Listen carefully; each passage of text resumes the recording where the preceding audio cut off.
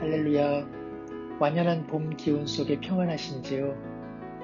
잘한 것이 없는데도 봄을 받았다라는 어느 시인의 고백처럼 주님께서 은혜로 또 선물로 주시는 이 봄이 우리의 삶의 이 땅 가운데 큰 위로가 되기를 소망합니다. 오늘 본문은 마가복음 10장 17절에서 22절 말씀입니다. 예수께서 길에 나가실새 한 사람이 달려와서 꿇어 앉아 묻자오되 선한 선생님이여 내가 무엇을 하여야 영생을 얻으리이까? 예수께서 이르시되 내가 어찌하여 나를 선하다 일컫느냐? 하나님 한 분 외에는 선한 이가 없느니라. 내가 계명을 안 하니 살인하지 말라, 간음하지 말라, 도둑질하지 말라, 거짓 증언하지 말라, 속여 빼앗지 말라, 내 부모를 공경하라 하였느니라. 그가 여짜오되 선생님이여 이것은 내가 어려서부터 다 지켰나이다. 예수께서 그를 보시고 사랑하사 이르시되 내게 아직도 한 가지 부족한 것이 있으니 가서 내게 있는 것을 다 팔아 가난한 자들에게 주라. 그리하면 하늘에서 보화가 내게 있으리라. 그리고 와서 나를 따르라 하시니 그 사람은 재물이 많은 고로 이 말씀으로 인하여 슬픈 기색을 띠고 근심하며 가니라. 아멘. 오늘 본문에는 예수님과 마주하는 한 사람이 등장합니다. 이 사람은 어떤 사람일까요? 22절에 보면 그 사람은 재물이 많다고 되어 있습니다. 마태복음에는 이 재물이 많은 사람이 청년이라 말합니다. 그리고 누가복음에는 그의 직업이 관리라고 되어 있습니다. 20절에 어려서부터 율법을 다 지켰다고 하니까 신앙에 있어서도 열심을 갖고 사는 유대인이었던 것 같습니다. 당시 젊은 나이에 재물이 많다고 하는 것은 어떤 뜻일까요? 당시 유대사회의 경제가 크게 활성화되어 있지 않았기에 사실은 그 부모로부터 재산을 많이 얻은 경우라 할 수 있습니다. 종합해보면 신앙 좋고 직업 좋고 나이 좋고 재물까지 많은 집안의 아들, 오늘날 세상적 표현으로 말하자면 엄친아이고 교회적 용어로 하자면 완전 선망의 대상인 교회 오빠이죠. 이스라엘 당시에는 교회가 없었으니 엄친 회당 오빠라고 말씀드릴 수 있습니다. 어떤 자매가 자신의 결혼을 위해 기도했는데 너무 이기적 기도가 아닌가 하는 생각을 했습니다. 그래서 나라와 민족을 위한 기도는 못할지라도 어머니를 위해서 기도해야겠다 하는 생각이 들었습니다. 어머니를 위해 기도합니다. 하나님, 저희 어머니를 불쌍히 여겨 주옵소서. 저희 어머니에게 신앙이 좋고 안정적인 직업을 갖고 있으며 유복한 가정에서 자라난 그런 사위를 얻게 하여 주옵소서. 저를 위해서가 아니라 어머니를 위한 기도이니 들어주옵소서. 이런 기도에 적합한 엄친 회당 오빠가 오늘 예수님께 다가왔습니다. 그는 달려왔고 꿇어 앉았으며 질문 역시 주님을 향해 선한 선생님이여 제가 무엇을 하여야 영생을 어떻게 해야 얻습니까? 하고 여쭙고 있습니다. 신앙적으로 가장 중요한 질문까지 하고 있으니 사실 모든 출발이 참 좋죠. 그러나 주님께서는 이 청년을 잠시 머뭇거리게 하십니다. 내가 어찌하여 나를 선하다 하느냐? 하나님만이 선하시다. 어떤 의미일까요? 예수님 자신은 선하지 않고 정녕 하나님만 선하시다라는 뜻일까요? 하나님과 예수님은 하나이시며 하나님의 뜻은 그 모든 것이 예수님을 통해 나타나고 있음을 우리는 잘 알고 있습니다. 그러므로 예수님의 모든 것은 하나님과 동일한 선이죠. 그럼에도 예수님께서 이와 같은 말씀하신 까닭은 무엇일까요? 주님께서는 이 청년이 갖고 있는 선함의 판단을 흔들고 계십니다. 예수님을 향해 선하다라고 하는 것은 이 청년이 갖고 있는 어떤 생각의 판단 결과입니다. 이 청년이 갖고 있는 선함의 판단, 그것은 행동이죠. 그 판단 속에 예수님의 행동은 옳다. 그러므로 선하다. 그는 그렇게 생각하고 있습니다. 하지만 예수님은 선함은 행함 자체의 문제가 아니라 본질의 문제임을 말씀하십니다. 본질에 참된 변화가 없는 선행은 겉으로는 선행일 뿐 선함이라고 판단될 수 없다는 것이죠. 본질이 선하지 않다면 선하지 않은 본질에서 나온 선행이라 할지라도 근본적으로 선하다라고 말할 수 없다는 것입니다. 예를 들어 볼까요? 어떤 사람이 선행을 하고 이웃을 돌보고 지역사회를 위해 최선을 다해 살아왔습니다. 그런데 알고 보니 그는 간첩이었습니다. 그는 간첩인 자기 신분을 가리기 위해 그러한 삶을 살았던 것이죠. 그가 간첩인 것이 폭로되자 그가 이전에 행한 모든 선행은 다만 위장이었고 기만일 뿐이었습니다. 오늘 이슈로 이야기하자면 신천지의 행동이 그와 유사하지 않나 싶습니다. 예수님께서는 이처럼 청년의 신앙관을 흔드시고 10계명 중 5번째 계명부터 10번째 계명의 내용을 상기시킵니다. 이에 대해 청년의 대답은 무엇입니까? 선생님이요, 이것은 내가 어려서부터 다 지켰나이다. 이 엄친 회당 오빠는 앞서 주님께서 하신 말씀의 의미를 알지 못하였습니다. 인간의 선함이란 본질의 문제인 것, 바로 이것을 깨달았다면 그는 이렇게 말해야 되겠죠.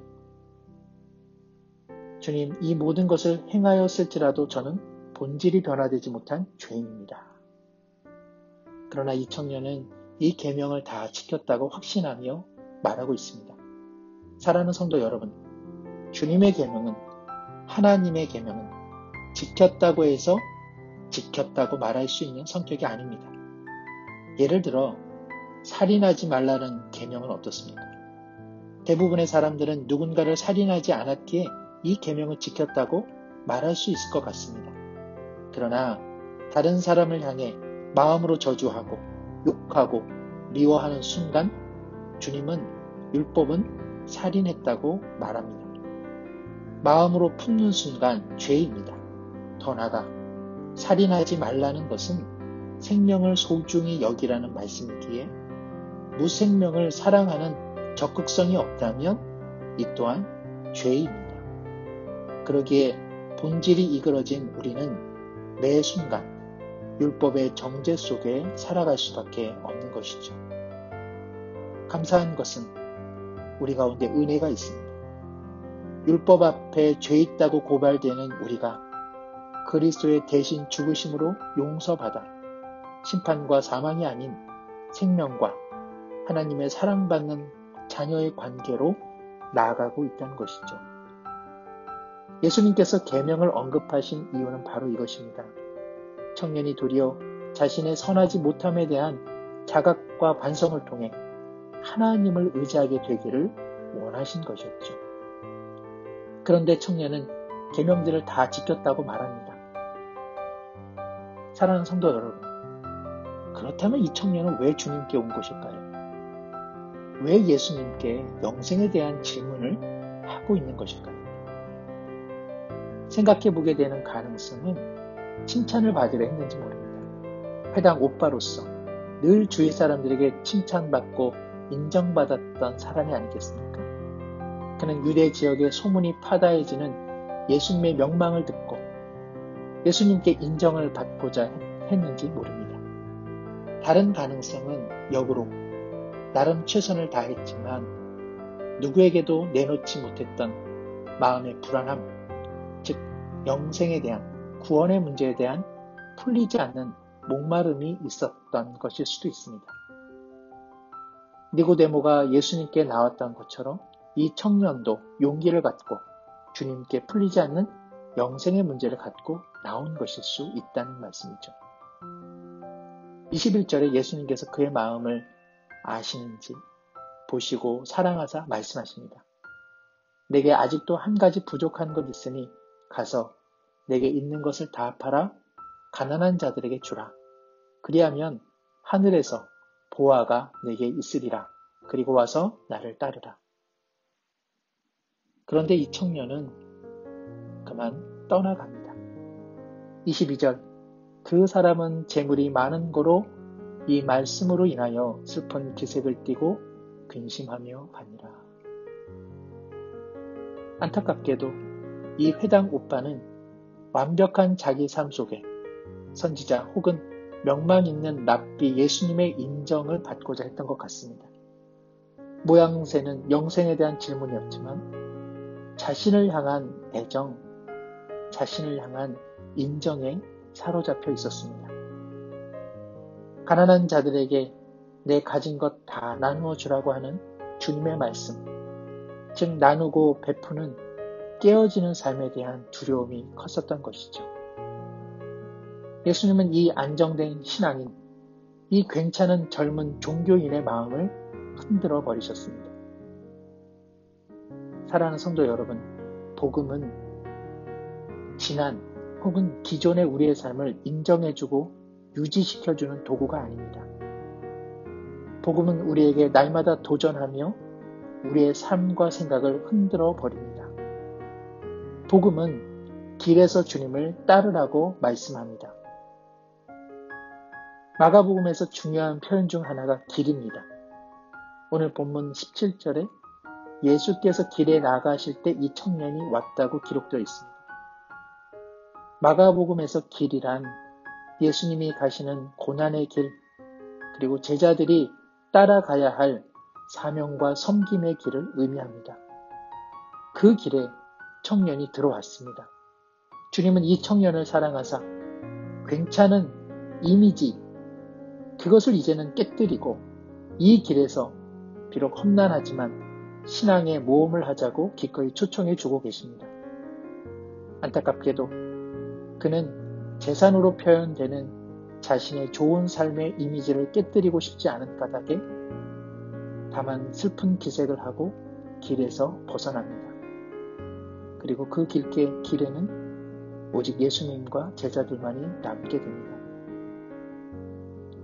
언젠가 이 본문을 좀 더 나눌 수 있는 기회가 있으리라 생각합니다만 오늘 말씀을 정리하자면 주님의 말씀은 우리가 유지하고 고집하는 생각과 틀을 번번이 깨뜨리신다는 것입니다.